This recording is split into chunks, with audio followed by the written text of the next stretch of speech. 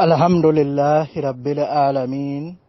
والصلاة والسلام على مبعوث رحمة للعالمين نبينا محمد وعلى آله وصحبه أجمعين. نعم إخوان والأخوات سعادة الآخرة وكوينة كتاوسكهم أنتنا يقولون يا غري كم باللودا فوتونغرا كنغني نصيب الزوجة في ميراث زوجها المتوفي. نصيب الزوجة يقين تقين عن كيبي علي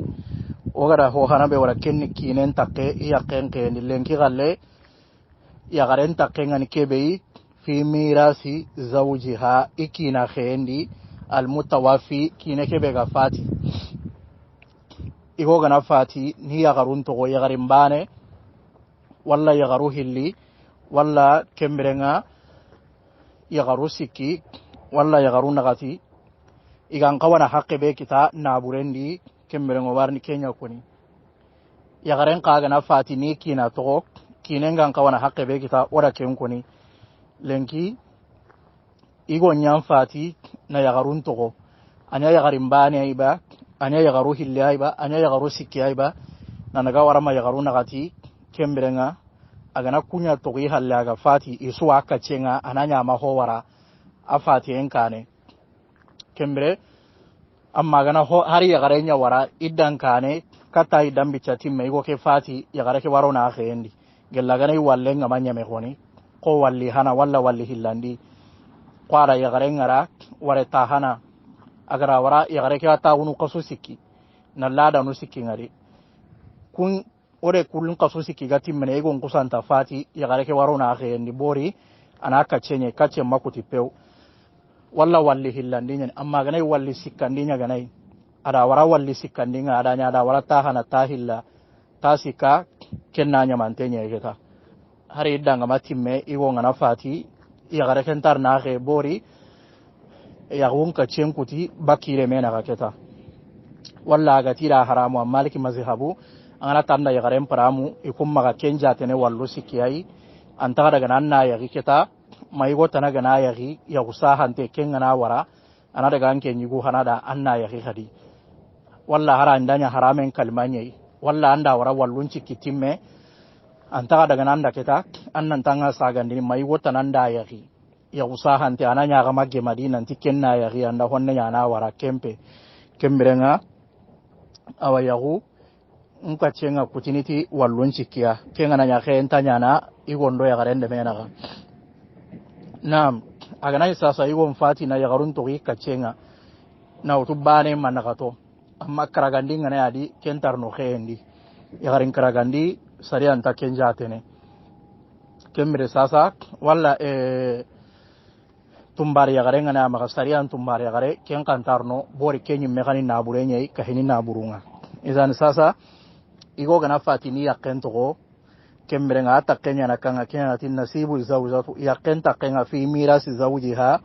ikina khendi almutawaffi kineke ga fati ya garenya gane onati almutawaffiyatu kayre yugo nyam fati kembre nga taganni na katandi ya garu kuna kenya utu gelille mega ntano ngande igo nga fati ni yakunto ya garimbane walla ya garu hilli walla sikko ona naburenya na saru nagatiyai agana illemmentano nga igo ke malemme to ama sare to ama habe to ari yakuku bane to na burenya na saro nagatiyai ya garu kusuna sara nagatan ne kyautu kembrenga awa sikobe ga to ko kenna daga hurempa bankara asoba ko masalan na burenga na itan nagate ujune ya garu kuna ujunu ko tamme autu tanji ke ujune daga ha bankara walla milionu nagatiya ga nay ina milion bane kyautu ina ta kandi de menaka walla ya garin bane aga ni ana kenya utu kenya lemme ganta yugo kemaka dalile tunkanti wala hunna urubu awanyana ya garukura ngani tagandi nagatandinga mimma taraktum aku nyugo gara kebe to illa yakun lakum wala rugil lemme ganta gamaka igo mfati amalemme to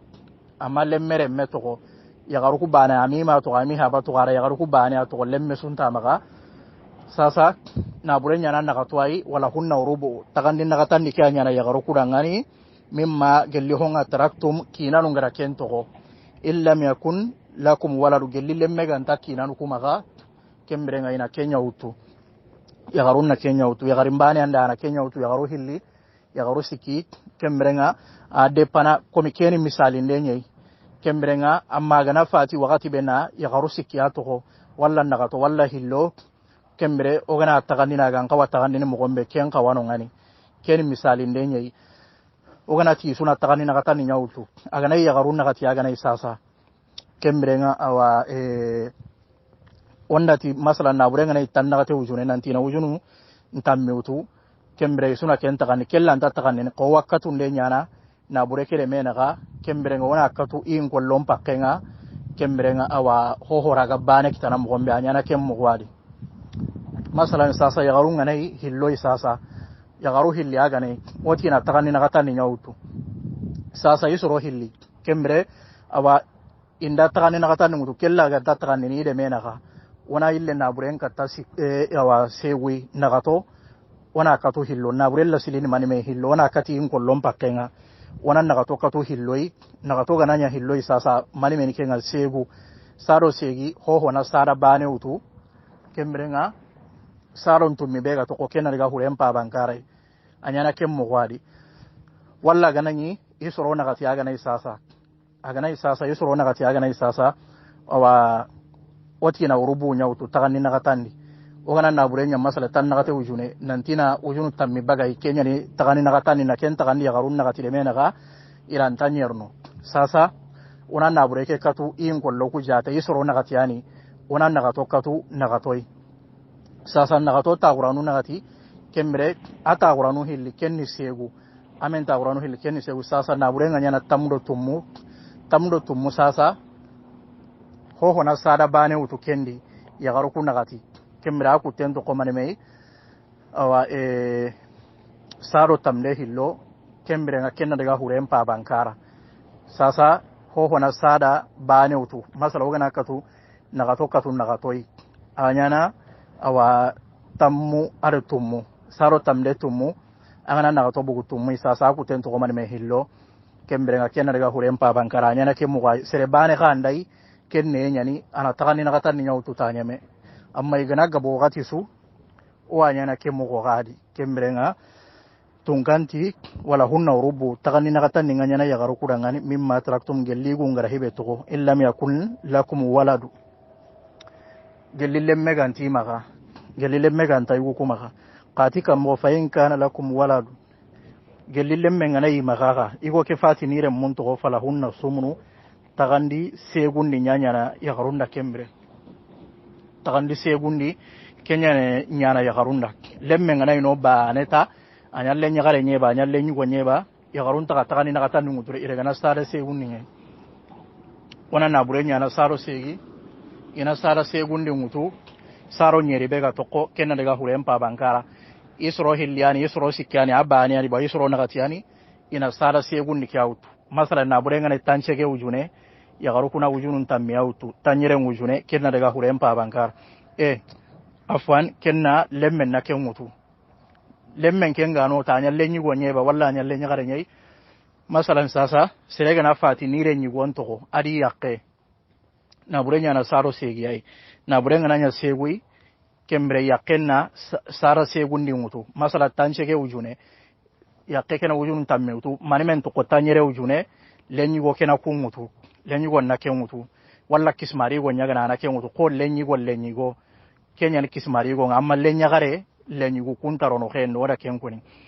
walla kismari go nyaga na autu kembre sasa lenya gare nyaga na ino kellanta ya suutu masalan sasa serefati adi yakento nire nyagaren to na burenya na segu ay bori lemme ngano na burenga na segu yakke kana sara segu ndi ngutu bane tanyere antoko masalan tanchege ujune ganai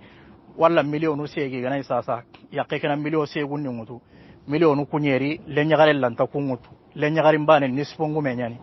ana nisfu nyautu lenyagaru hilinde kunni sulusani segu ataka neni mani men nagato yakke ngana bane utu lenyagare nan nagato utu mani men to kosiko kenna daga hurempa bankara kismari yagaren ka ganai aken kana kenya utu kembere kismari yagare kenni lenyi golle nyagare kamma lenya gare lemu kuntarno daiman kullo no gutana kuntarno ere lenya gare be yakintenga debe kelle mu kuntarno amme lenyi go be gakkandi kelle mu wala kunyane kismari go wala kismari yagaru kembere serega na fatina yagari mbane to misale de adire nyagare anda kunya to na burenya na segwai na burenga na segu yakeke na sara segu ndi ngutu bane lenya gare kerante nyeru ke sutu nispongu menyani lenya gare nga takande ana segu takande nyautu nagato manemento ko sikko kenna daga asobai kurempa bankara atakandi ni kemu gwadi anya kelle meni ke yagare mere meiba walla yagare tanare meni kaygo ke goni re menyani anani halali lemme nyani goni masalani igo kera yagare go yagi kenchare ada ngani lemme ka kenya gare bono walla ro kenya gare hate ayille yagare tanari yagini aga fatina ke yagarin pillandi do yagarin pana kere munya to ke entaganene ke mugari walla yagare ke meare muni aga nyamo gosudi ke yagare be aga fatina to kenyi meare muni lemmugui ataganene ke mugwadi harsa kembrenga amma gane lemmu benu ada kun kita anani yago killehe kullemu kuntarno kheke no gondi kulle ndam mun goni kuntarno ay me halali lemu anya adi di ma to ba walla adi do yagare tana to hari ma ga hetike nga madama igo kere munya gane halale nga kembrenga awa ken taganini ke mo ga bora rawanyana ara yagare go yagi kembono kellemu walla ara kenya gare wara kellemu ngano ngani kahina yagare tanai ataganini ke mo gwadi kenya ni tunganga ti fa in kana lakum wala rugelil lemme ngani igo kuma ga fatina lemme to garo yagaru falahunna sumunu tagandi segundi nyanyana yagarunda mimma taraktum gelli hobe agara togo min bari wasiyatin gelli wasi gannen palle tusuna biha igu kuga wasoti kenga aw dain walla tambon tugandem palle ko gara ko mo gomme wasi gannu ngana bagari tambon tuge kembirenga na burennan kutenari tagandi ke magantalle monno menaga masalan sasa gananya gari igo fati ni yakento adire nyigo dire nyagare sasa na burenya na kembrenga awa segwai na burenga na ya segwi sasa yagare kena tagandi segundi mutu tagandi segundi kembrenga bane sasa lenyi gondo lenya gare sasa kembere na kuten tagandi iro menaga le zakari mislu hazili unsa yaininga kembrenga igonna yagaru hilli taqe anake mutu kembrenga awa baka nyeru ke no gondi gelli kella ganta nyanaga ona labure ona katu kembrenga ila silinga ona segu katu hilloi segu ta qur'anu hilli sasa kenya na manime tamdo na burenga na tamdo tummu sasa yaqe ani sumunu to hillo bori kembre segu no hilliani segu sugari awa bana kitana tamdo tummu kembrenga sasa awa yakenna hillongutu yakegana hillombo baka tamro tumui aku tento komanme tammu ado kembrenga awa nagato tamno nagato igon lenyi wonna segutu kembrenga lenya garenna awa aku temutu nagato kembre lenya garenna kemutu ananya li zakari mithlu hazili unsayaininga kembre anyana kemu gadi gellagana yagarun ka gabenga na isasa ko yagarun nagati ani sasa igon fatina kunya to masalan iro lemme kayni lenyi go ngam misale sasa na burella antanya na awa na burenga nanya segui yagaru ko swai segu ni nyautu segu garaga ntata kaneni soro nagati do menaga kembrenga ona segu katu in ko lompake onda segu katu kembrenga awa nagatoi segu ta qur'anu nagati awara gananya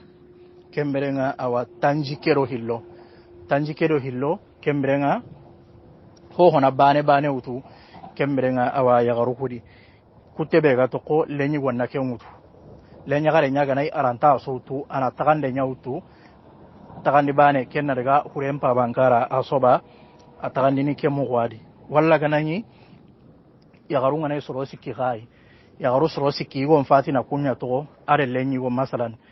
walla lenya gare are ire kunya to na burenga nanya segui wana tagandi segundi ki autu na kenken yagaru ku sikkiya kella ganta takanne ya garun cikiro mena sasa ona awa segu kato sikkoi segu ta guranu sikki kenni manime tampillere nakato kembere wanda da barkenga ya gare suna isu munun mutu bane sasa ku tento ko manime tampillero bane lenyi gonni wutu lenya gare nya ganai aranta kencu wutu ana kenta kande nya wutu walla kismari gare nya gana ana kenta kande nya wutu lenya garu hilli kandai ina sulusani nya wutu ke misali ani daga na kemberenga igga boye kemberenga adi rogoye ya gana iga ngaba adi ga logo o ga takanni mo gombe atakanni ke mo kwadi kake ti ho wa ganta misali depe kemberenga kentu ini kammo hurenga na fati wakati be agara ke maganta lempake be to jatenga tu ini yerenya siri dinan take walla nya gana Allah ganna fa me nyoda ga sukka humanten ngani Allah ganna o ha mundo dinanga assalamu alaikum warahmatullahi wabarakatuh